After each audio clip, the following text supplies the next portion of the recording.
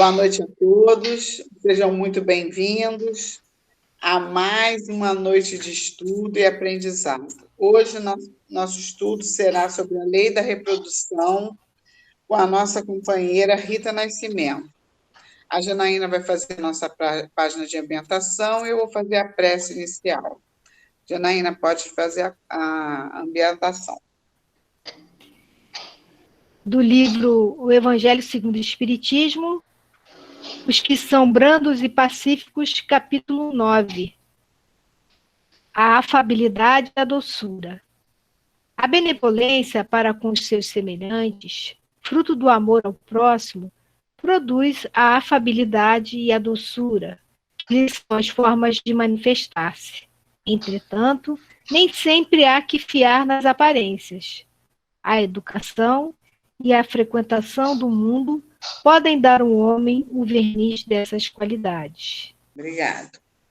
Vamos nos concentrar e vamos pedir ao nosso amado Mestre, ao nosso amigo Jesus, para ficar junto de nós, mais uma vez, nos ajudando, nos auxiliando, nos inspirando, né, para essa noite de estudo e aprendizado, para que a gente possa absorver mais um pouquinho de sua palavra, das suas leis, e continuar a nossa caminhada, né, caminho da felicidade e do bem-estar, para que a gente possa transformar nosso mundo num mundo melhor, né, um mundo do bem, para que a gente possa conseguir, né, conseguir, como é que eu vou dizer,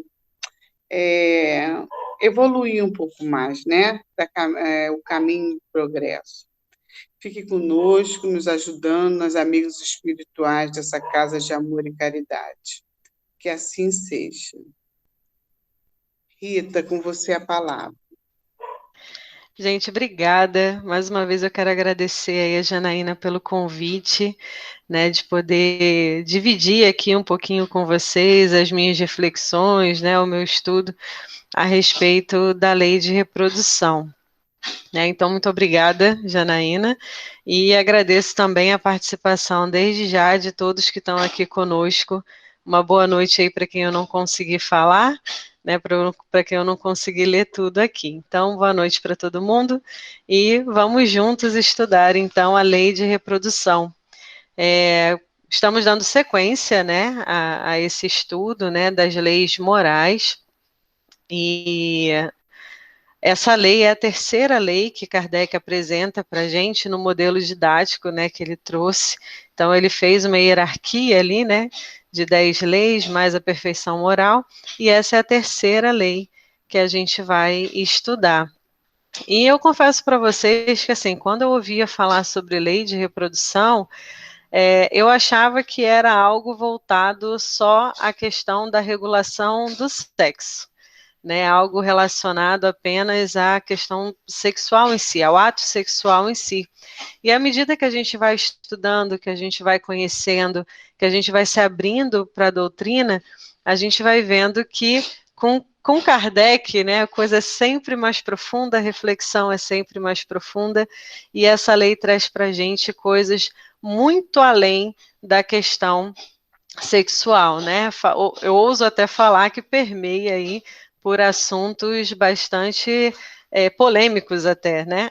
Inclusive nos dias de hoje, né? Então a gente vai ver muitas coisas além da questão do ato sexual ou da relação homem-mulher. Vai muito além disso e vamos mergulhar juntos, então, nesse estudo. Só para a gente situar, como eu falei, é a terceira lei, mas está lá na terceira parte do Livro dos Espíritos, e as perguntas são de 686 a 701. Nós temos, então, 15 perguntas aí, né, falando a respeito. E a primeira coisa que a gente vai falar, antes de entrar propriamente dito no tema, né, e mergulhar aí nas questões e nas respostas dos nossos amigos espirituais, eu queria fazer um resuminho de alguns conceitos que a doutrina traz para a gente, né? E que vão ser importantes para a gente entender essa questão da lei de reprodução e o contexto né, que Kardec traz para a gente e que os espíritos trazem nas suas respostas. Então, o primeiro conceito, o primeiro aprendizado que a gente tem com a doutrina é de que Deus existe. Então, é uma doutrina que afirma, que crê na existência de Deus, enquanto inteligência suprema, causa primária de todas as coisas. Então, aquele que veio antes de tudo, que fez tudo, que está em tudo e que provê todas as coisas. A gente crê também na imortalidade da alma, na preservação da nossa individualidade, que somos criados simples e ignorantes, mas perfectíveis. Então, nenhum de nós foi criado de forma diferente. Todos os espíritos são criados simples e ignorantes, e é dado para cada espírito a mesma condição, as mesmas condições de chegarem à perfeição. Então, todos nós, embora simples e ignorantes, somos perfectíveis, estamos sentenciados, né, à perfeição. Então, embora a gente demore muito, essa é uma certeza das nossas vidas e é um consolo um dos consolos que a doutrina traz para a gente, que de fato um dia venceremos as nossas imperfeições e alcançaremos a perfeição que nos cabe. Acreditamos também na pluralidade dos mundos habitados, que existem vários mundos. Hoje, inclusive, o nosso estudo da casa à tarde foi sobre as diferentes categorias de mundos habitados. Então, nós temos essa ciência, temos a comprovação de que não existe só a Terra, né? Existem vários mundos habitados, de várias categorias. E nós acreditamos e temos aqui a revelação da reencarnação. Só existe uma forma de nascer, né? E a reencarnação é uma das provas, talvez a maior prova, né, da misericórdia divina, que permite a cada um de nós o número de chances, o número de oportunidades que a gente precise para alcançar essa perfeição moral, né, essa perfeição relativa para a qual nós fomos criados.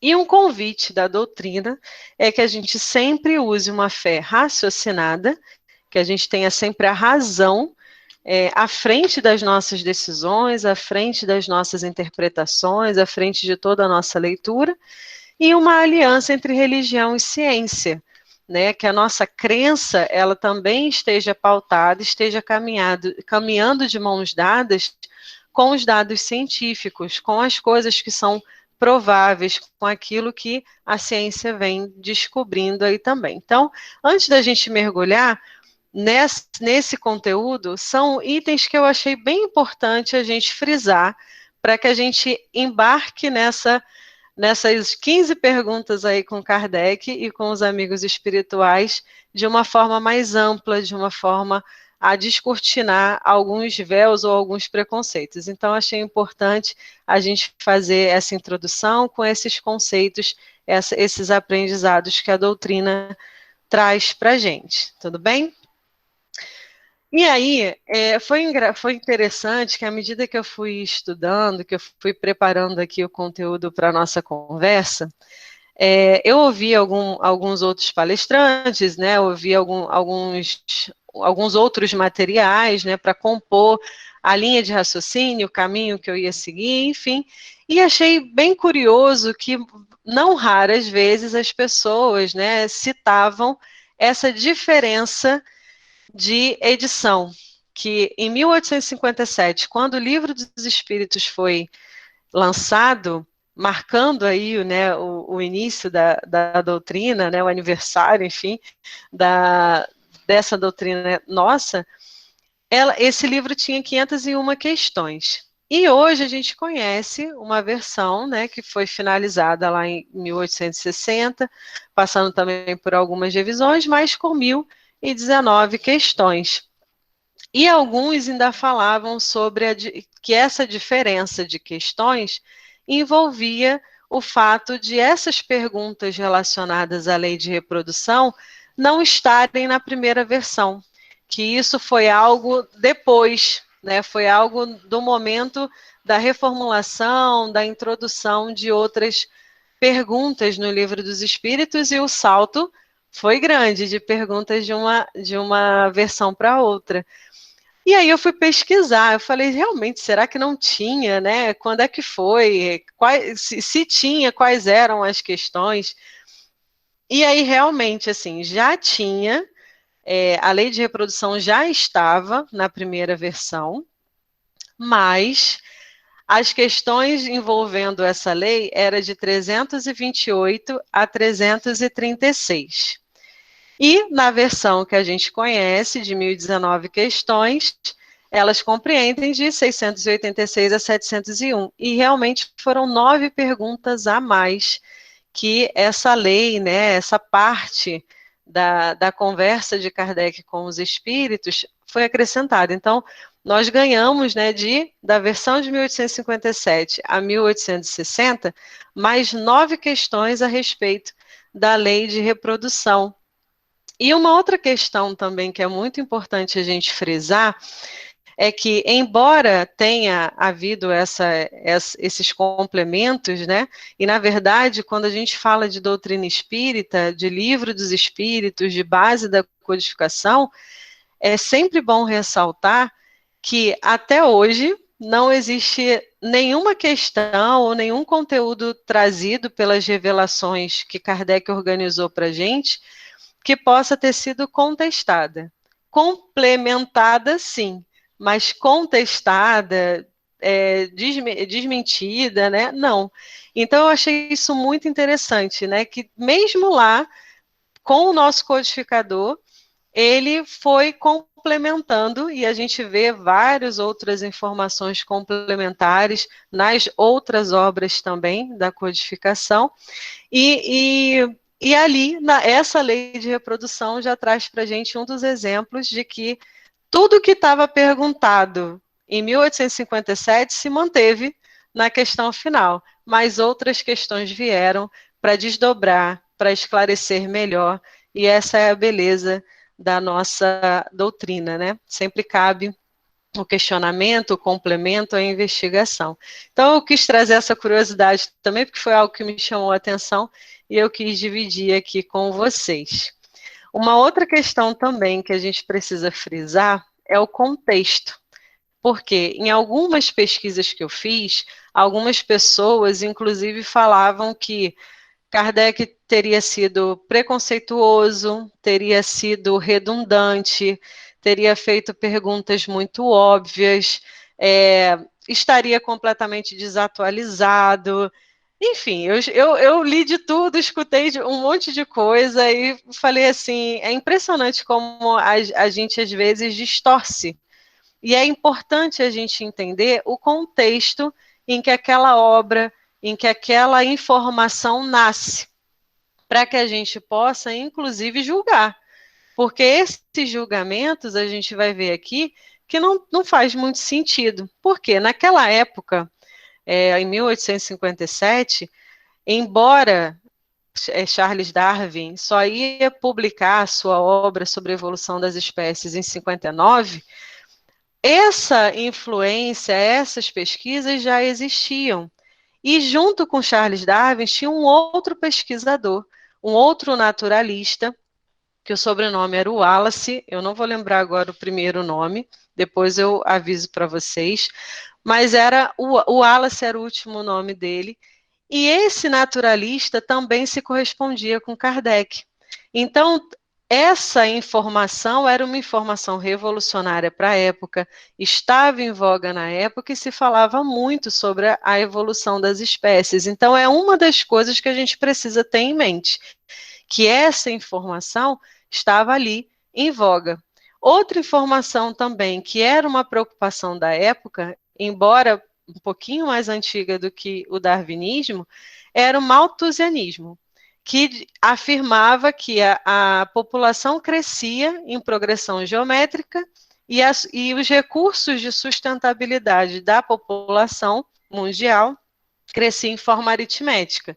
Ou seja, havia um medo dos recursos acabarem e a população crescer tanto que não tinha como sustentar aquela galera toda. E aí a gente vai entendendo que algumas perguntas aqui, se a gente entende esse contexto, a gente vai ver que são mega pertinentes. E eu ainda ouso falar que eu vejo Kardec como um homem à frente de seu tempo, e muitas das perguntas que estão aqui, falando sobre lei de reprodução, e além dos conceitos da época, né, e além dos tabus da época, principalmente quando ele fala ali de casamento, onde ele vai usar a expressão a união de dois seres, e não a união de um homem e de uma mulher. Então, não cabe esse tipo de julgamento, dizer que Kardec teria sido preconceituoso, redundante, óbvio, enfim. O que a gente precisa se preocupar é com o conteúdo das mensagens que estão aqui e a dimensão das reflexões que elas causam na gente. E é importante saber desse contexto para a gente evitar julgamentos precipitados. Bom, dito isso, vamos nós então para a lei de reprodução. A lei de reprodução, como eu falei anteriormente, ela não tá ligada, ou ela não fala só, ou não traz para a gente reflexões somente relacionadas à área sexual entre o relacionamento humano. Vai muito além disso.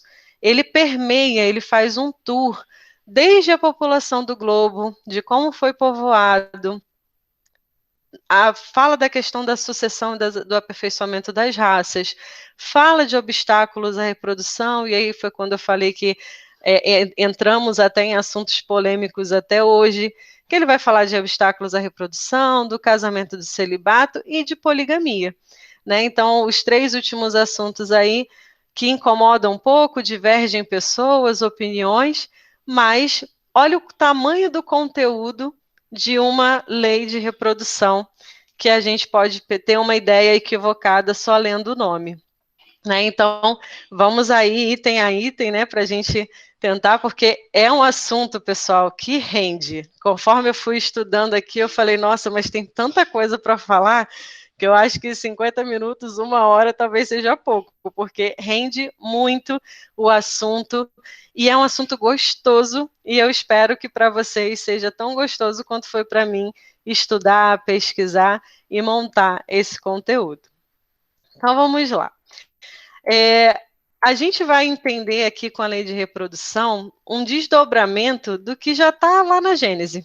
Né? Na Gênese de Moisés, já falava lá no capítulo 1, versículo 28, que é a sequência quando Moisés traz, né, da criação do homem e da mulher a imagem e semelhança de Deus, e ele dá sequência dizendo que Deus os abençoou e disse: frutificai e multiplicai-vos, e enchei a terra e sujeitai-a, e dominai sobre os peixes do mar, e sobre as aves do céu, e sobre todo o animal que se move sobre a terra. Mais adiante, ele ainda fala sobre as plantas, sobre tudo que se move sobre o céu e a terra, estariam sujeitos ali ao homem. E a gente, no Espiritismo, a gente escuta muito uma expressão de que o homem, ele é co-criador de Deus, né? Ele, pela razão, por ele ter a inteligência, Deus se utiliza de nós, né, como sendo pessoas que pensam, pessoas racionais, né, para ajudar a organizar. E aí a gente tem essa prova, desde Gênesis de Moisés, falando sobre essa responsabilidade que nós temos como coautores de Deus no ambiente onde a gente vive. E a gente vai desdobrar isso conforme a gente for falando um pouquinho mais das perguntas e das respostas que a gente vai estudar aqui. Bom, a população do globo. A primeira coisa que Kardec pergunta sobre a população do globo, lá na questão 686, é se a reprodução dos seres vivos é uma lei da natureza. Né? Então, a gente começa a entender que, como os espíritos falam, e eu acho fantástico algumas respostas dele, que às vezes parece até que eles são curtos e grossos, né? Que às vezes pode parecer até que é uma falta de paciência, né? Ou realmente cairmos no pensamento de que os espíritos podem ter achado a pergunta óbvia, mas, na verdade, tudo isso foi feito e falado com muito amor e com muito carinho. E de uma forma enfática, muitas vezes, para que não haja dúvidas. Então, a resposta dos espíritos é, evidentemente, sem a reprodução, o mundo corpóreo pereceria. E aí, lendo a Gênese também, e alguns outros livros da Bíblia, especialmente os primeiros, quando a gente entra ali em Levítico, Números, a gente começa a ver que a parte sexual, a parte de relacionamento no sentido de órgãos genitais era uma coisa condenável, né? Então, assim, em muitos momentos, o fato de tocar o órgão genital, inclusive para questões medicinais, era considerado uma situação extremamente impura. Mas, mais uma vez, eu volto à questão do contexto e da época. Naquela época, essa interpretação era necessária por conta dos costumes da cultura e dos exageros daquela época, de risco de doenças e coisas mais. Então, vem os espíritos agora amenizando e mostrando para a gente que é uma lei natural. Reproduzir-se, usar a energia sexual para a procriação, para a manutenção da vida, é algo extremamente natural. A resposta é, evidentemente, sem a reprodução, o corpo pereceria, o mundo corpóreo pereceria. Então, gente, só tem um jeito de nascer, né? Que é através de uma relação sexual onde é gerado aquela vida. E assim é com todas as espécies, não só com nós humanos. A gente vê isso a todo momento com plantas, com animais e com a gente, né? Então a resposta é evidentemente. E aí, lembra da questão lá de Malthus, né? Da questão do conceito malthusiano? Essa próxima pergunta vai trazer muito disso, porque olha a pergunta: se a população seguir sempre a progressão crescente que vemos, chegará um momento em que ela se tornará excessiva na Terra? Ou seja, vai ser demais, vai ter gente demais a ponto dos recursos não darem conta? E a resposta é sensacional: não. Deus a isso provê e mantém sempre o equilíbrio. Ele nada faz de inútil. O homem, que apenas vê o ângulo do quadro da natureza, um ângulo do quadro da natureza, não pode julgar da harmonia do conjunto. Então, mais uma vez, os espíritos trazendo para a gente a sabedoria divina, e que foi Deus quem criou a gente, e não o contrário. Então, a gente precisa parar com essa mania de querer humanizar Deus. A nossa preocupação deveria ser em nos divinizar, e não em trazer o conceito humano para a figura de Deus. Porque Deus é a inteligência suprema. E aí, lá na Gênese, eu vou pegar aqui o livro para não correr o risco de faltar, né, e de não ser fiel, mas lá na Gênese tem um item falando sobre a providência divina. E vai vir a seguinte definição: a providência é a solicitude de Deus para com as criaturas. Deus está em toda parte, tudo vê e tudo preside, mesmo as coisas mais insignificantes. É nisso que consiste a ação providencial. Então, para quem acha que Deus só se ocupa com grandes coisas, né, ou coloca Deus numa distância enorme da gente, está aqui a codificação para diminuir essa distância, para fazer a gente enxergar Deus cada vez mais como um pai e entender que nada foge aos olhos dele. Embora para nós possa parecer insignificante, nada foge aos desígnios de Deus, nada foge às leis divinas.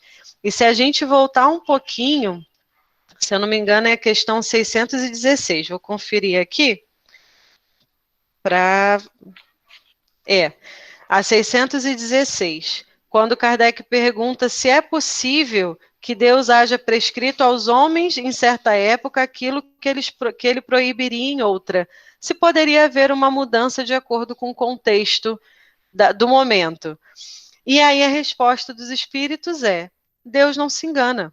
Os homens é que são obrigados a modificar as suas leis por serem imperfeitas, mas as leis de Deus são perfeitas. A harmonia que rege o universo material e o universo moral se baseia em leis estabelecidas por Deus desde toda a eternidade. Então, Deus não se confunde, Deus não acha, Deus não tem dúvida, Deus não fala, ih, foi mal.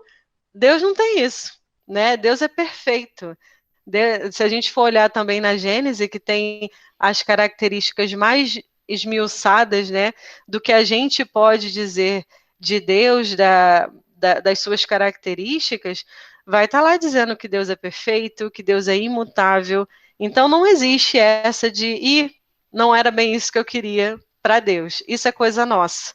Então, mais uma vez, eu reforço que a nossa preocupação deve ser da gente buscar essa perfeição que Deus destinou a gente e não tentar entender o que Deus pode querer fazer ou acha que a gente acha às vezes que pode dar palpite para Deus, né? Falar, se eu fosse Deus, eu faria diferente. E na verdade, se a gente confiar na providência, todos os detalhes, por mais insignificantes que pareçam, estão sob os desígnios dele, então a gente não tem que se preocupar, a gente só precisaria mesmo alimentar a nossa fé. Então já sabemos que reproduzir-se é uma lei natural, é isso que garante a vida no mundo corporal, e que nada é insignificante para Deus, Deus provê a tudo, então não precisamos nos preocupar se a população vai crescer demais, se vai faltar recurso. O que a gente precisa se preocupar é em ser menos egoísta, é em ser mais colaborativo, em ser mais humano, em ser mais solidário, para que realmente não falte. E se a gente olhar ao nosso redor, quantos irmãos nossos já passam dificuldades e nem precisa a Terra chegar ao alcance máximo de capacidade que ela tem? Que alguns relatos dizem que, principalmente a ONU fala que daqui a alguns anos nós teremos 11 bilhões de pessoas, né? Hoje estamos ali entre 7,8 bilhões e fora a população desencarnada, mas estima-se aí que daqui a alguns anos a gente vai chegar a 11 bilhões e outros estudos que falam que a Terra tem capacidade para 40 bilhões de encarnados. Então, assim, a gente não precisa ficar se preocupando com isso. A gente precisa cuidar dos nossos vícios morais, egoísmo, falta de caridade, para que isso realmente não aconteça, para que isso não seja um prejuízo para a população do nosso globo. Dando sequência, a gente vai falar então da sucessão e aperfeiçoamento das raças. E, gente, olha que isso dá pano para manga. Por quê? Duas coisas aqui são muito importantes da gente lembrar. Primeiro, quando a gente fala de raça, lembra que a gente falou lá de darwinismo, evolução das espécies. O termo raça foi usado muito tempo e era o termo mais usado para se relacionar a qualquer diferença, independente da espécie que a gente estivesse falando. Então, a gente pega, por exemplo, os cachorros, né? Falar de bicho, eu gosto. Então, a gente pega lá os cachorrinhos. Temos todos na categoria cachorros. Mas aí a gente tem o poodle, a gente tem o shih tzu, a gente tem o york, o spitz, enfim, a quantidade de raças são inúmeras. E o que define essa palavra raça? Conjunto de características genéticas e de biotipo, né? Fenótipos. Então, características ali aparentes e genéticas. Esse termo também foi usado para definir as nossas diferenças por muito tempo. E na época de Kardec, era essa a definição. Então, se você tinha a cor de pele preta, branco, índio, amarelo, enfim, eram considerados raças diferentes, porque raça é um conjunto de características genéticas e fenótipos. Então, quando tem características ali diferentes, seriam raças diferentes. Em meado do século XX, ou seja, olha o tempão depois, né, que essas perguntas foram formuladas e que os próprios espíritos, se na época quisessem entrar corrigindo esse termo, eles também não teriam usado o termo raça, teriam dado um jeito de conversar com a gente e dizer que não era o melhor termo. Mas naquela época não precisava entrar nessa discussão. E os espíritos mesmos falam que a nossa linguagem é muito pobre. A gente não tem uma palavra para cada coisa, mas o importante é que a gente se entenda. Então, eles não iam ficar se preocupando com esse detalhe, com esses detalhes. Mas fato é que na metade do século XX começou a vir à tona o uso do termo etnia. E aí o termo etnia significa grupo social que é diferenciado ou que se caracteriza pelo seu território, costumes, cultura, a sua vivência. E aí, a gente, quando volta um pouquinho no Livro dos Espíritos, lá na questão 52, quando vai falar sobre a criação, no capítulo 3, e aí Kardec pergunta, lá no subitem que fala sobre as diversidades das raças humanas, ele pergunta de onde vem essa diferença. E os espíritos falam do clima, da vida e dos costumes. Então, a definição para as nossas diferenças, já lá em 1856 e 57, já era mais parecido com o conceito de etnia do que de raça. Então, hoje, a gente prefere usar, para as questões, né, de diferenciações, etnia, porque etnia não dá margem para preconceito, para achar que alguém só por ser diferente é inferior. Começa a trazer para a gente o conceito de que somos todos seres humanos. Se existe uma raça, essa raça é a raça humana. Não existe mais diferenças genéticas, fenótipas, que possam dar margem à alimentação de preconceito, coisa parecida. E ainda nessa parte lá do capítulo 3, iniciozinho ainda do Livro dos Espíritos, Kardec faz uma pergunta na 53A, perguntando: essas diferenças constituem espécies distintas? Ou seja, nós sermos diferentes, né, em características físicas, genéticas, constituem espécies distintas? E os espíritos são categóricos. Mais uma vez, naquelas expressões maravilhosas de espírito superior que fala, certamente que não. Então, não deixa margem para dúvida. Não somos de espécies diferentes. Todos são da mesma família. Aí eles ainda exemplificam. Porventura, as múltiplas variedades de um mesmo fruto as impedem de pertencer à mesma espécie? O fato de haver Shih Tzu, York, Spitz, enfim, impedem todos de serem cachorro? Então, não existe. Para quem diz que Kardec era um preconceituoso, que a doutrina incentiva o preconceito, está aqui a prova de que isso é uma prova de que não estuda, ou que não se importa, ou que leu possivelmente alguma coisa de forma extremamente isolada. Então, não existe isso. Tá? Rita? Oi, amor. Rapidamente. Isso que você trouxe é muito importante, porque às vezes a codificação, né, a doutrina espírita, ela é muito ampla e profunda. E se você só estuda um determinado aspecto, só vai só numa fonte só, não pega um todo, você vai ter uma visão muito estrita, né? Sim. E aí você vai tirar, você vai ter seus pontos de vista equivocados, né?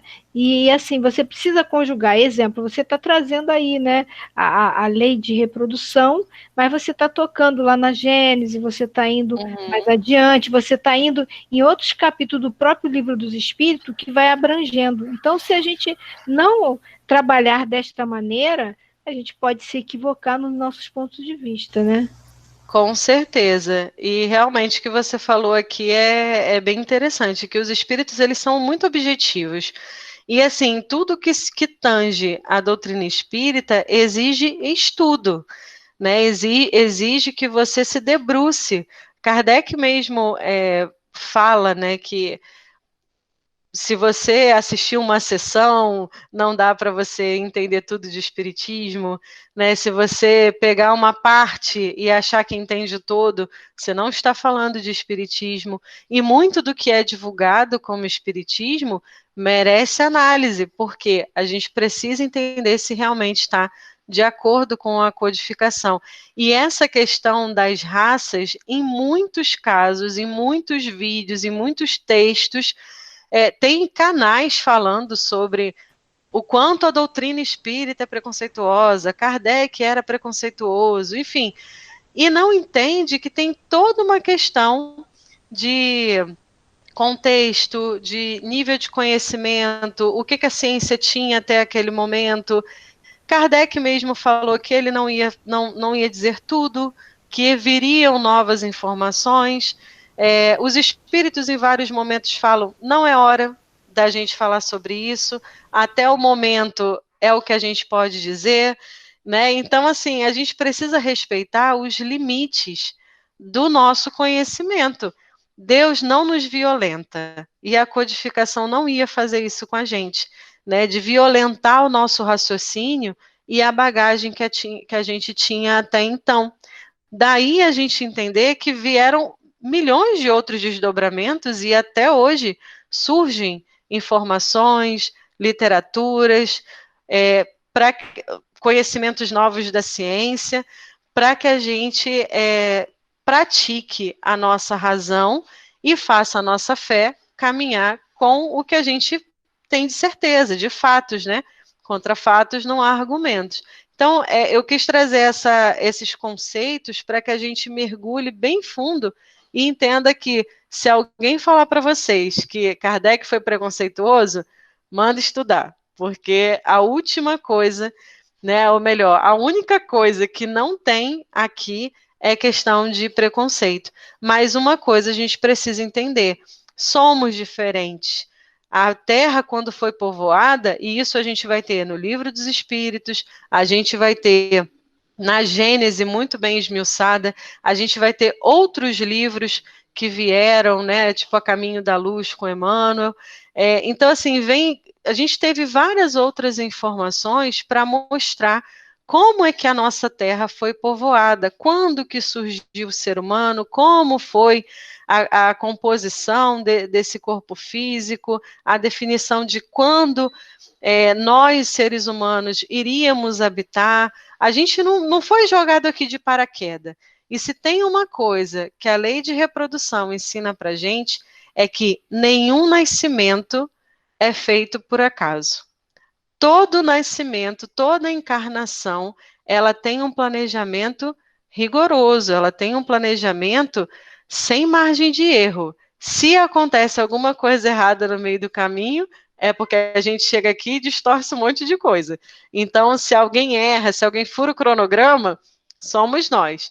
Mas a nossa encarnação, ela é incrivelmente, impecavelmente planejada. Então, vamos lá. Voltando a essa questão aqui da sucessão das raças, do aperfeiçoamento das raças. Então, hoje, a gente poderia facilmente trocar raças por etnia.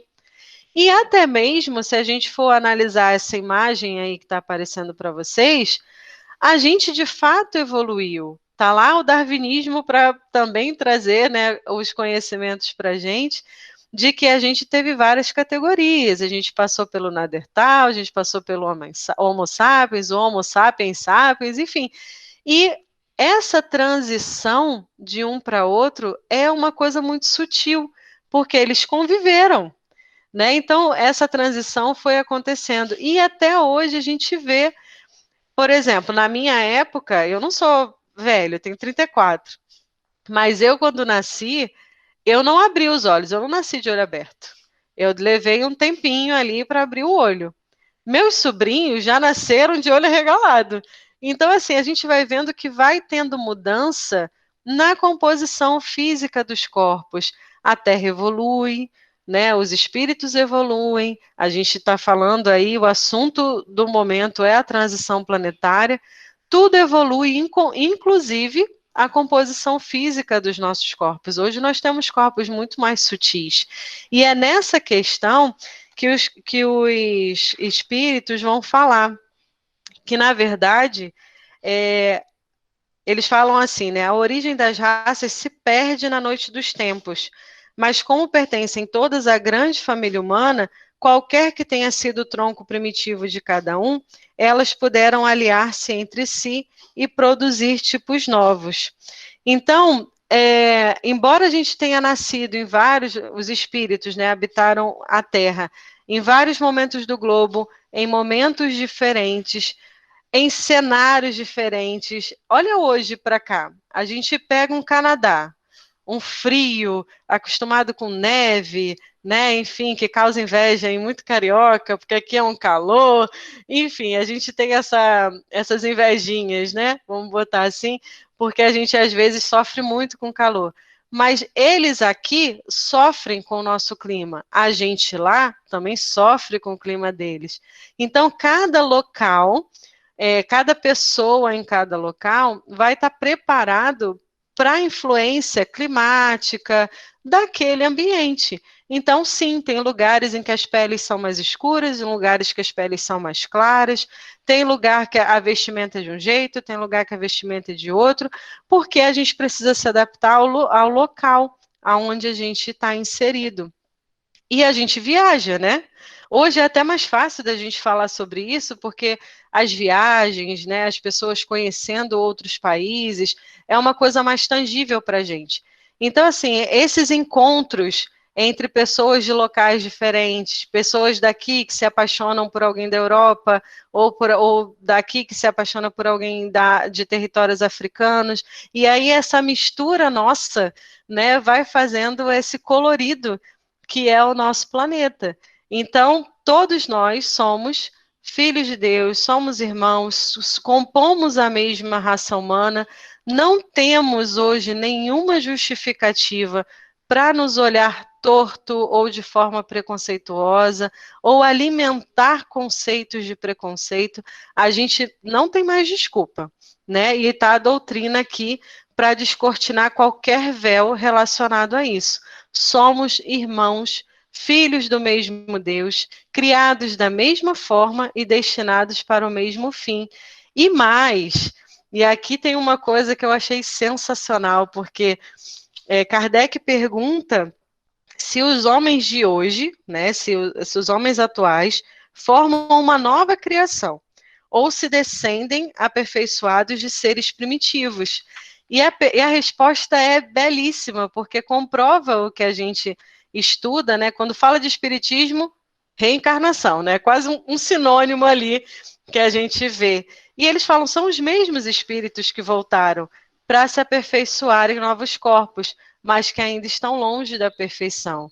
Então, assim, a gente reencarna, e lembra que a gente falou lá no início que existem muitas moradas na casa do Pai, então a gente acredita na pluralidade dos mundos, e a gente não tem só a Terra para viver, e a gente vive esse intercâmbio, então ora a gente está aqui, ora a gente tem a oportunidade de estar em outros mundos similares, mais primitivos, mais evoluídos, porque tudo é aprendizado na nossa vida. E da mesma forma, outros mundos também vêm para cá, habitantes de outros mundos também vêm para cá. E toda essa junção ajuda na questão da reprodução, da evolução da nossa espécie, e mais, né? Nós mesmos voltamos para cá. Então, a gente vai acompanhando essa transição planetária, inclusive vivendo inúmeras experiências na própria Terra, no próprio globo onde a gente está aqui agora. Então, como é que a gente vai olhar diferente para as pessoas só porque são diferentes das nossas características atuais? Se a gente já teve a oportunidade, sei lá, né, de viver em outros lugares, ter várias cores de pele, cores de olhos, cores de cabelo, tipo de cabelo, e aí a gente, quando vem para a vida atual, a gente ainda vem insatisfeito, né? Planeja tudo lá do outro lado, que corpo vai ter e tudo mais, Aí chega aqui com cabelo cacheado, quer alisar. Chega com cabelo liso, quer cachear. E a gente nunca está satisfeito com nada, essa que é a verdade, né? Mas um dia a gente aprende a aceitar as coisas, os desígnios de Deus da forma que deve ser. Mas essa é a beleza, gente. A gente reencarna. Então, somos nós. Aqueles espíritos primitivos, somos nós. E um dia viremos para cá, se Deus permitir, em situações mais evoluídas para ajudar a essa transição planetária ser ainda mais bonita, ainda mais feliz, e a gente possa testemunhar, de acordo com os nossos merecimentos, a beleza que vai ser esse planeta um dia, né? E aí, assim, outro ponto importante que Kardec faz questão de frisar aqui é que quando ele começa a falar sobre os aperfeiçoamentos das raças humanas, ele fala o tempo todo do ponto de vista físico, do ponto de vista puramente físico, né? E a gente vai entender que é justamente pela lei da reprodução, por essa conjunção, né, de características genéticas, é que a gente vai tendo corpos novos, vai dando para os nossos espíritos oportunidades encarnatórias diversas. Então, a gente estuda, né, pelo Espiritismo, que o que é da matéria vem da matéria. E aqui não é diferente. Então, Kardec ainda tem essa preocupação de mostrar para a gente que, assim, nós não somos marionetes na mão de Deus. Deus não brinca de aquarela com a gente e instiga sentimentos ou vícios nossos. Muito pelo contrário. A gente se torna coautor nas mãos do nosso Criador. E assim como lá na Gênesis, temos a responsabilidade de auxiliar na administração dos recursos, no tratamento. O nosso problema é que a gente, quando lê dominai, sujeitai, né, domine sobre tudo que se move, a gente tem um olhar violento, rude, de poderio. E, na verdade, isso tudo é no sentido de educar, de cuidar, de caminhar junto. Quando a gente olha para um animalzinho, são os nossos irmãos menores, a nossa obrigação ali é cuidar, é zelar por aquelas vidas, né? São vidas. É a mesma preocupação que a gente tem que ter com as plantas. Enfim, então é o tempo todo aqui mostrando a nossa responsabilidade enquanto coautores do nosso Criador.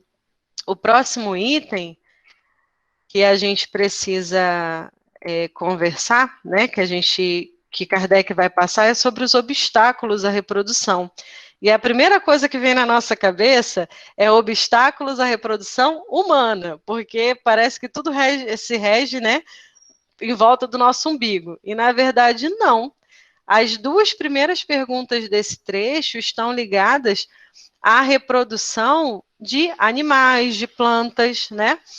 E aí ele vem assim: as leis e os costumes humanos que têm por fim ou por efeito criar obstáculos à reprodução são contrários à lei da natureza? E aí os espíritos respondem: tudo que entrava a marcha da natureza é contrário à lei geral. Aí alguns podem correr o risco de pensar assim, tá vendo? Quando Deus mandou lá, crescer e multiplicai-vos, é para deixar correr solto, né? Então, deixa a natureza ser natureza e vida que segue. Vamos procriar sem limite, sem filtro.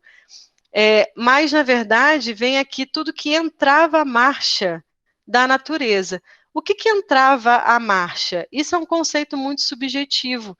E aí é aquele reforço de que a nossa razão ela tem que estar sempre à frente disso. A gente não pode interpretar as coisas ao pé da letra. Muitas vezes, deixar algo procriar sem limite é um entrave à marcha da natureza. Se a gente deixasse o coronavírus se multiplicar aí, sem se preocupar com uma vacina, com uma retenção, com a questão do isolamento social, para ele não se multiplicar, não contaminar mais pessoas, a gente entravaria a marcha da humanidade, né, da evolução da natureza, porque ia comprometer a saúde de todo mundo. Então, essa questão, tudo que entrava à marcha, é uma questão que a gente precisa analisar, pensar e deixar o raciocínio agir. Na sequência, ele complementa isso, porque ele pergunta assim: entretanto, há espécies de seres vivos, animais e plantas, cuja reprodução indefinida seria nociva, e da qual o próprio homem acabaria por ser vítima. Cometeria ele ato repreensível impedindo essa reprodução? E a resposta é: Deus concedeu ao homem, sobre todos os seres vivos, um poder que ele deve usar para o bem. Não é de qualquer jeito, é para o bem. Pode, mas não abusar. Pode, pois, regular a produção de acordo com as necessidades, mas não deve entravá-la desnecessariamente. Então, algo feito para ter mais lucro, de forma egoísta, é algo desnecessário. Mas a gente está vendo aí a questão do coronavírus, a quantidade de inteligências envolvidas para amenizar os impactos, para não deixar que esse vírus continue circulando frouxo, né, e etc. É um exemplo. Outro exemplo que a gente pode dar, que está mais tangível, principalmente na minha vida, é a questão da castração de gato, de cachorro, né? A gente vive num mundo ainda em que as pessoas têm desequilíbrios, em que as pessoas maltratam, né, em que as pessoas ainda não olham com misericórdia, e muitos também com preconceito, olham para um gato, para um cachorro. A gente ainda vê muito cachorro abandonado, muito gato abandonado. Se eu deixo a natureza se reproduzir de forma livre e não começo a fazer um trabalho de castração, o que vai acontecer? Mais gatos, mais cachorros vão aparecer abandonados na rua, porque ainda não temos maturidade para deixar a natureza livre para se reproduzir, porque atropelam, envenenam, maltratam e etc, etc. Então é preciso intervir para que outros não passem por isso, até que a nossa consciência, que a nossa natureza humana tenha equilíbrio suficiente para respeitar esse tipo de reprodução. Então, é uma coisa que a gente faz e não é errado, porque a gente está livrando vidas de maus tratos, de abandono, de doenças, e inclusive ajudando o próprio ser humano a se livrar de algumas doenças que são transmissíveis, né? Como os animais de rua não veem vacina, não veem um vermífugo, é muito raro isso acontecer, acaba que pode contaminar com várias doenças o ser humano também. Então, são exemplos aí para a gente ver que, com a razão, com a intenção, sendo para o bem, é possível a gente intervir, sim. E a última questão aqui é sobre o que se deve pensar dos usos que têm por fim impedir a reprodução com vistas à satisfação da sensualidade, ou seja, a gente usa camisinha, pílula, preservativos diretos, injeções e tal, para evitar filhos. E muitas das vezes a gente usa essas coisas em função de um prazer desenfreado.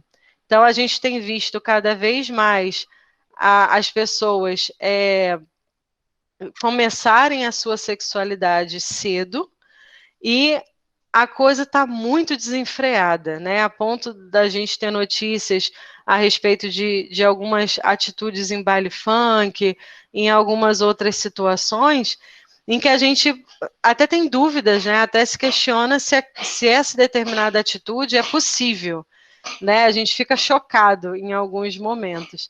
E aí os espíritos são categóricos, falando que para essa satisfação da sensualidade é algo egoísta, né? Não é isso, não é permitido dessa forma. Na resposta, só para não correr o risco de não ser fiel, ele fala aqui, ó, isso prova a predominância do corpo sobre a alma e o quanto o homem está apegado à matéria. Então, como a gente ainda tem, muitos de nós ainda tem essa necessidade da sensualidade, né, de uma sexualidade desenfreada, Existem esses métodos, e graças a Deus existem, senão ia ser mais gente doente, mais gente, enfim, fazendo muita coisa, mas a gente precisa, nós que já temos essa informação, nós que nos consideramos cristãos ou estamos num propósito de querer seguir o Cristo, a gente precisa ter isso em mente. Se o único objetivo pelo qual eu não quero engravidar é para eu viver uma sensualidade desenfreada, é por um apego à matéria, é porque eu não quero modificar o meu corpo, é porque eu não quero abrir mão de diversões e tudo mais, a gente precisa repensar. Mas mais na frente, a gente vai ver questões sobre casamento e celibato, e onde o Kardec vai perguntar sobre essa questão, principalmente do celibato, se é algo plausível, se é algo agradável a Deus, e os espíritos vão responder que o celibato muitas vezes é um ato egoísta, é a pessoa não querer se relacionar com o outro, é margem para uma falta de paciência, é um egoísmo tamanho do tipo, eu me basto, eu prefiro viver sozinho. Mas existe o celibato positivo, né? Que é quando você se propõe a viver uma vida sem a questão sexual em prol de alguma coisa maior, de uma causa. A gente tem exemplo de Gandhi com a esposa, que decidiram não ter relação sexual em função de uma causa, né, lá no país deles.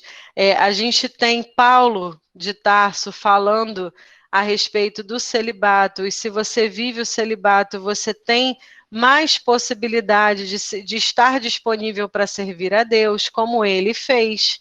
Então, tudo está na questão da intenção e do propósito, né? Então, a gente tem que tomar cuidado com isso. Antes de julgar, né, antes de tomar uma decisão, a gente tem que mergulhar no autoconhecimento, lá tão falado por Santo Agostinho, na nossa reforma íntima, e entender se a nossa escolha não está sendo margem para algo egoísta, para algo que incentiva a vaidade. E o casamento, ele não é repreensível, né? Na doutrina espírita é muito bacana, porque não tem extremismo, né? Não tem só uma coisa certa, tudo depende. Tudo depende do contexto, da intenção, do propósito. E o casamento, a gente vai ver que Kardec vai usar sobre a união entre dois seres, e os espíritos vão dizer que isso representa uma marcha no progresso da humanidade, porque o casamento, é óbvio que nem sempre a ordem é essa, né? Subentende-se que quando alguém casa, se conheceu, namorou, planejou um casamento, conseguiu uma casa, né? Casaram, uniram famílias, e aí tiveram filhos ou não, enfim. Mas imagina-se essa ordem cronológica. Acontece que nem sempre é assim, né? Muitas vezes a pessoa já tem filho para casar e, se der tempo, se conhece. Né? Então, realmente, o casamento, ele não, nem sempre ele é formatado, ele é valorizado dessa forma tão bonita aos olhos de Deus, né? Que é a união de dois seres que vão se consorciar para, muitas das vezes, ceder individualmente para ganhar coletivamente. E até com relação aos filhos, olha que bacana, né? Os espíritos falam que Deus quis que fossem dois a amar aquela criança, né? Para não ser algo pesado, para não sobrecarregar um lado só, para que possa um ajudar o outro. Então, olha que bacana, né? O casamento aí sendo essa relação de perdão. Gente, é o exercício do cristianismo, o casamento.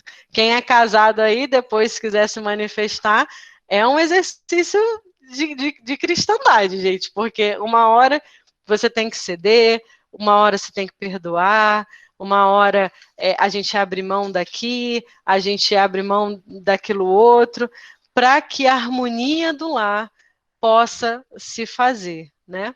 Então, o casamento é prova de quem quer seguir Jesus e é casado, está ali uma prova diária, né? De praticar perdão, paciência, enfim, várias virtudes dentro de um casamento. Por isso, é uma marcha. E eles falam que a poligamia já é o contrário, porque a tendência da poligamia é você ter vários parceiros, mas essa questão da fidelidade, da reciprocidade, ela é meio quebrada. É muito mais sensualidade, né, de quantidade em si do que de qualidade. Então, a poligamia é algo extremamente humano. E aí, só para fazer um parênteses, para a gente não passar muito mais do tempo, que muita gente acha que a Bíblia defende a poligamia. E, mais uma vez, eu reforço, a gente precisa entender o contexto.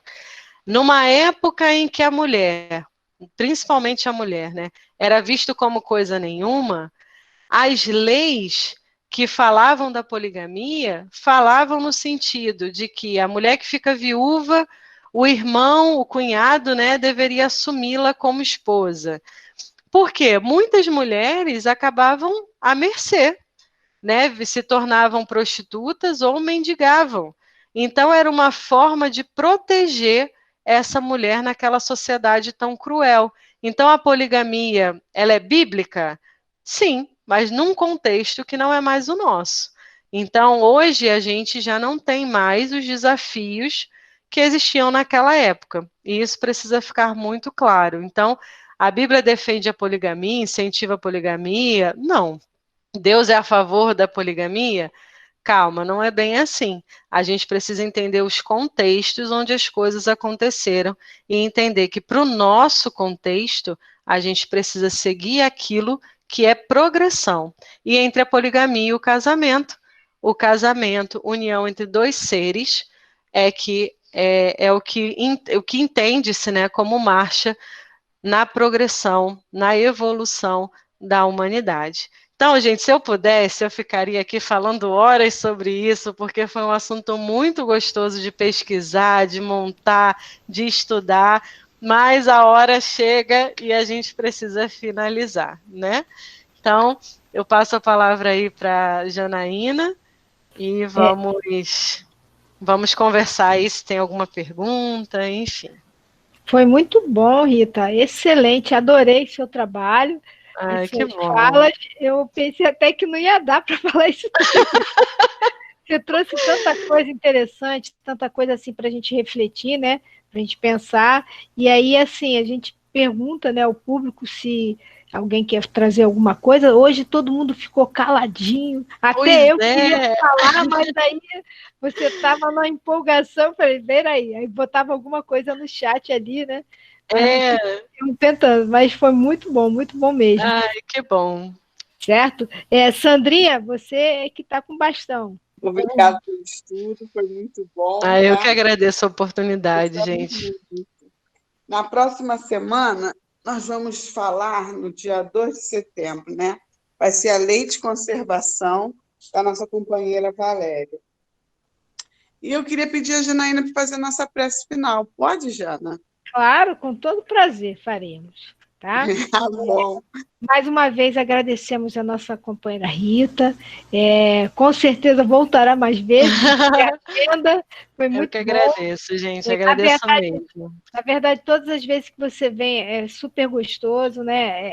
Que bom. Um trabalho muito descontraído e faz a gente refletir de fato. Nós vamos, então, aproveitar esse momento também para agradecer ao público que esteve aí conosco, né? É importante tê-los aqui nesse espaço, porque, na verdade, o Luz e Caridade somos todos nós, né?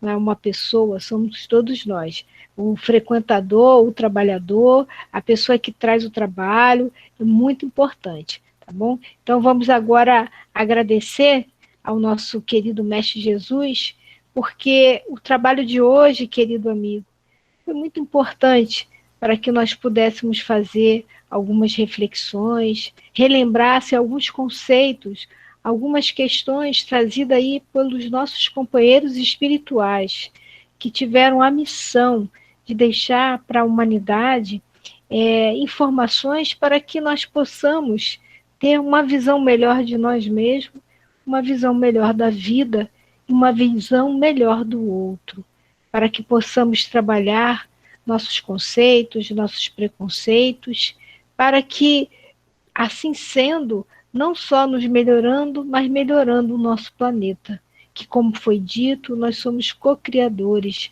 nós estamos aí colaborando com a obra da criação. O nosso Pai Criador nos criou e nos deu tantas responsabilidades perante as suas obras, né?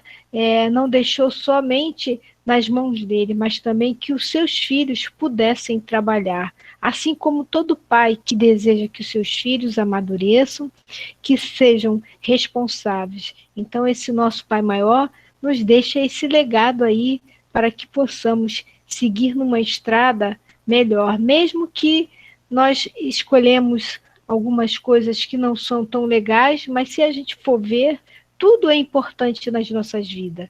Basta que saibamos, né, reconhecer que precisamos nos melhorar e assim vamos buscar. Então, mestre querido, muito obrigado, que o Senhor continue envolvendo a todos nós com esses fluidos espirituais que todo momento a nossa reunião teve.